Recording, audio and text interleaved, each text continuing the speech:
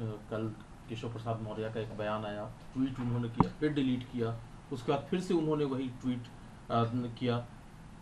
प्रदेश अध्यक्ष दिल्ली में डेरा जमाए हुए हैं, कई नेताओं से उनकी मुलाकात हो चुकी है, प्रधानमंत्री, गृह मंत्री, नड्डा जी, सबसे मुलाकात हो चुकी है। क्या आपको लगता है कि उत्तर प्रदेश भाजपा में सब कुछ ठीक नहीं चल रहा है? नहीं, मैं तो सीधे तौर पर देख रहा हूँ कि ये दो व्यक्ति हैं, एक उत्तर प्रदेश में, एक गुजरात के, दोनों 2029 को एम कर रहे हैं, जिसकी कहानी 27 से शुरू होती है।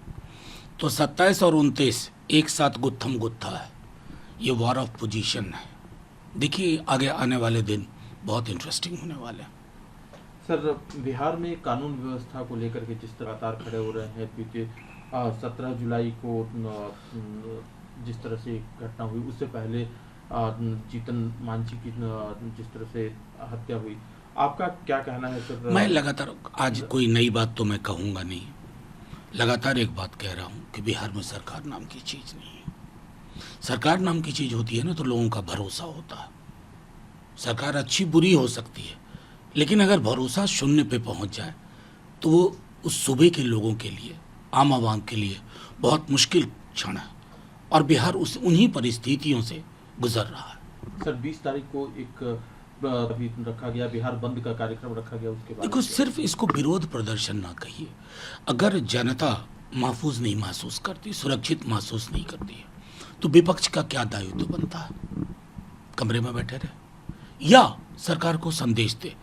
अब ये महत्वपूर्ण है कि ये हम सब जानने में असमर्थ हैं कि क्या माननीय मुख्यमंत्री जी भिज्ञ हैं क्या हो रहा है बिहार में, या अनभिज्ञ हैं। अगर अनभिज्ञ हैं तो चिंता का विषय है, और अगर भिज्ञ हैं और तब भी ये हो रहा है तो और भी बड़ी चिंता का विषय है। सर, कर्नाटक सरकार का एक प्राइवेट सेक्टर में कन्नड़ लोगों को 100% आरक्षण देने का वो बिल कैबिनेट अप्रूव भी किया था, लेकिन उसके बाद राज्य सरकार ने इसे होल्ड कर लिया है। देखिए, पूरे देश में मैं समझता हूँ माननीय प्रधानमंत्री जी को और केंद्र की सरकार को सोचना होगा। जो बेरोजगारी का आलम है, हर राज्य में ये मांग उठ रही है कि सर्टेन पोजीशंस पे ये लागू हो कि वहीं के स्थानीय होंगे। ये एक ऐसा मसला है जो दो धारी तलवार है, लेकिन इसका निराकरण करना होगा।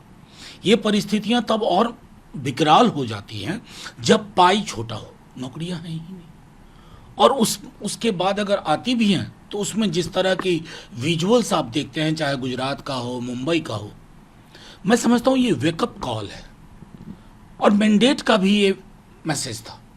अगर इसके बावजूद भी पीठ थपथपाने में लगे रहे तो मैं समझता हूँ कि आने वाले दिनों में बहुत मुश्किल होगी इन चीज़ों को कंटेन करना। पड़ोस का राज्य सर आंध्र प्रदेश है, वहाँ से प्राइवेट से सीधा ऑफर मिल रहा है कि आप हमारे यहाँ आ जाइए। अगर देखिए, ये निदान नहीं है, ये ऑफर मिल रहा है क्या? कंपटीशन तो नहीं होना चाहिए ना कि केरल से ऑफर मिल रहा है, आंध्रा से ऑफर मिल रहा है। महत्वपूर्ण ये है कि इसको रिजॉल्व करना है। ये कब रिजॉल्व होगा? जब आपके पास पाइप भरा होगा, जब आपके पास रोजगार के एवेन्यूज ज़्यादा होंगे।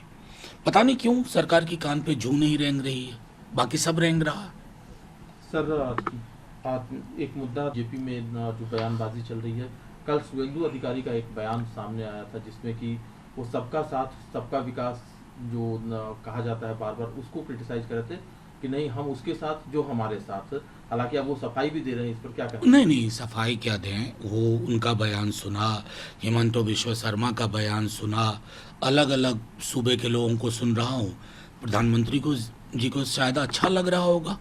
डॉग विसिल पॉलिटिक्स तो हो ही रही है ना, कि यहाँ बोलिए सबका साथ, सबका विकास, सबका विश्वास, और वहाँ लोग सीधे तौर पे मोर्चा खोल दें इसी देश के समुदायों के खिलाफ, इसी देश की कौमों के खिलाफ। तो जाहिर तौर पर प्रधानमंत्री जी ये जो आप विश्व गुरु और विशाल हृदय होने की बात करते हैं, ये सब बेमानी है।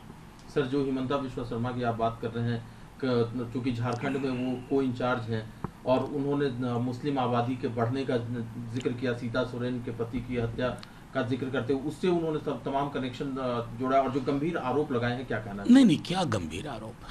फूहड़ चीजें। हमारी राजनीति फूहड़ता के टनल में घुस गई है। जो जितना फूहड़ बयान दे उसका टीआरपी बढ़ता है। अब देखिए ना, प्रतिक्रिया ली जा रही है उनके बयान पर। मतलब दुनिया में क्या मैसेज जा रहा है इसकी चिंता नहीं है मैं, लेकिन दूसरी मेरी चिंता ज़्यादा बड़ी है। गिरिराज सिंह जी को टफ कंपटीशन मिल रहा है, बेचारे परेशान होंगे। पहले तो एक अकेले ही कम से कम खुल के बोलते थे, अब तो कई लोग आ गए हैं कंपटीशन में। तो मैं तो उनको शुभकामनाएं देता हूं कि गिरिराज जी थोड़ा और धारदार बनाइए, मज़ा नहीं आ रहा। सर, जो अलग अलग एजेंसी रिपोर्ट आती है भारत की अर्थव्यवस्था को लेकर के, जिसमें कि कहा जाता है कि ग्रोथ इतना % है, लेकिन जयराम रमेश ने निशाना साधा। उनका कहना है कि इंडिया का जो लोएस्ट ग्रोथ रेट इस समय में चल रहा है, उस साइकिल में इंडिया पहुंचा हुआ है। क्या कहना है? देखिए, मैं आर्थिक मामलों में मेरा हमेशा मानना है कि मेरी इस किताब में एक आर्टिकल 39 है डायरेक्टिव प्रिंसिपल्स में, अर्थनीति आर्थिक व्यवस्था कैसी है ना, इसके मद्देनज़र पैरामीटर बना करके इवैल्यूएशन कर लीजिए। इनकम इनइक्वालिटी का क्या आलम है, ये सारी चीज़ें आपको पता चल जाएंगी। उसके बाद कुछ कहने को बचता नहीं। एक सर सवाल और है, और ये सवाल भी आरक्षण से जुड़ा हुआ है। अग्निवीर योजना के तहत को नौकरी मिलती है और जब वो निकलते हैं तो हरियाणा के मुख्यमंत्री ने ये फैसला किया, उन्होंने घोषणा की है कि उन सभी को राज्य में कांस्टेबल, फॉरेस्ट गार्ड, इनकी नौकरी में 10% का रिजर्वेशन दिया जाएगा। ये देखिए, हेडलाइन मैनेजमेंट चल रहा है। पहले हमारे कुछ CISF CRPF से कहवाया गया, अब नायब सैनी साहब से कहवाया जा रहा है। ये रेजोल्यूशन नहीं है मुद्दे का। मुद्दा क्या है कि मातृभूमि की सेवा करने के लिए जवान वो 4 साल नौकरी के लिए नहीं तैयारी करते हैं, पुरानी व्यवस्था बहाल हो। अब आप क्या कर रहे हैं ना कि जो गड्ढा है उसको भरने की कोशिश कर रहे हैं, ऐसे गड्ढे नहीं भरा कर।